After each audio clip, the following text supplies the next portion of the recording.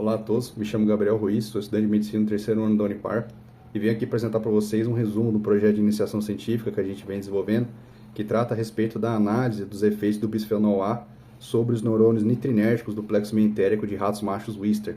Esse projeto ele foi desenvolvido com a orientação da professora Paula Montagnini e também com a colaboração dos coautores, do professor Ricardo de Mello e dos alunos Maria Luísa e Anderson. Então, de início, vale destacar que o plexo meentérico ele coordena a motilidade no intestino e os neurônios nitrinérgicos, que foram abordados no estudo, eles liberam o óxido nítrico, que exerce um papel inibitório que é crucial nesse controle de motilidade. O bisfenol A ele é um desregulador endócrino que é associado a estresse oxidativo e disfunção mitocondrial, mas os efeitos no sistema nervoso entérico ainda são pouco explorados. Por isso, perguntamos de forma objetiva para fazer esse trabalho se a exposição crônica ao bisfenol modifica a morfometria desses neurônios, sendo que o bisfenol ele é uma substância muito utilizada atualmente nas indústrias de plástico e de embalagem. Então, como foi exposto, nosso objetivo foi avaliar no jejum de ratos Wistar os efeitos de 3 doses de bisfenol sobre a área total do corpo celular, a área nuclear e sobre a razão nuclear de neurônios nitrinérgicos, em comparação a um grupo controle.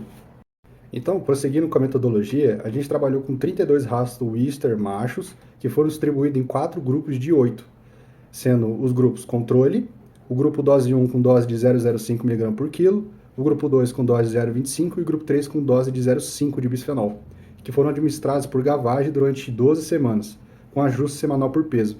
Após isso, foi feita a eutanásia com isoflurana 3%, e em seguida a gente coletou os segmentos de jejum e de ilho para a posterior análise.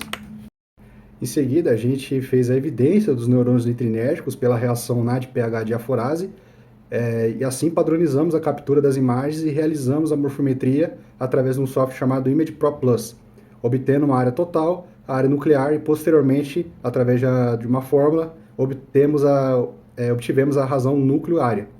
Na estatística, nós aplicamos a ANOVA univariada para cada variável, o pós-teste de Tuck para localizar as diferenças entre grupos, e por fim a gente aplicou outra ferramenta chamada MANOVA para a gente avaliar o perfil multivariado das 3 medidas, só que dessa vez em conjunto ao invés de isoladas, adotando um nível de significância de 5% como p-valor.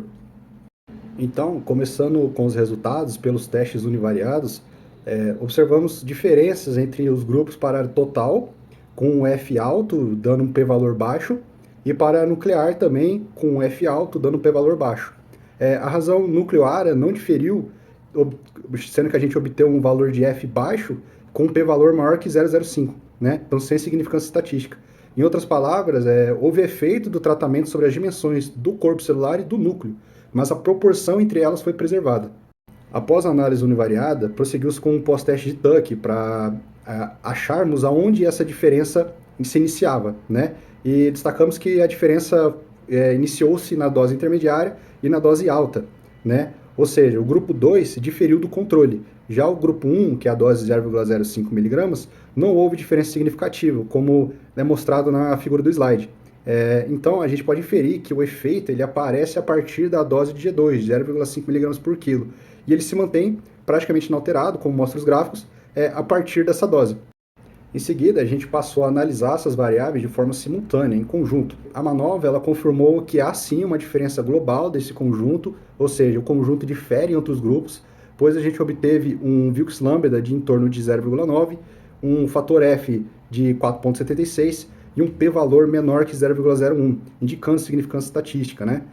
Em seguida, passamos para a interpretação desses dados, né? E o padrão observado é de uma redução proporcional, tanto do corpo celular quanto do núcleo. Isso sugere uma hipotrofia estrutural coerente, né, dentro do neurônio, sem um desbalanço entre núcleo e citoplasma.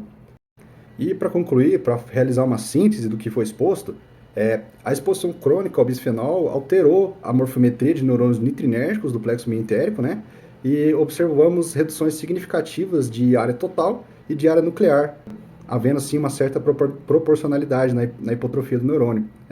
A análise multivariada ela confirmou o efeito global da dose e reforçou a consistência dos achados, né? E aqui estão as referências do trabalho, né? Eu agradeço a minha orientadora, agradeço a equipe do laboratório e também a instituição, e agradeço pela atenção de todos, tá? Fico à disposição para perguntas.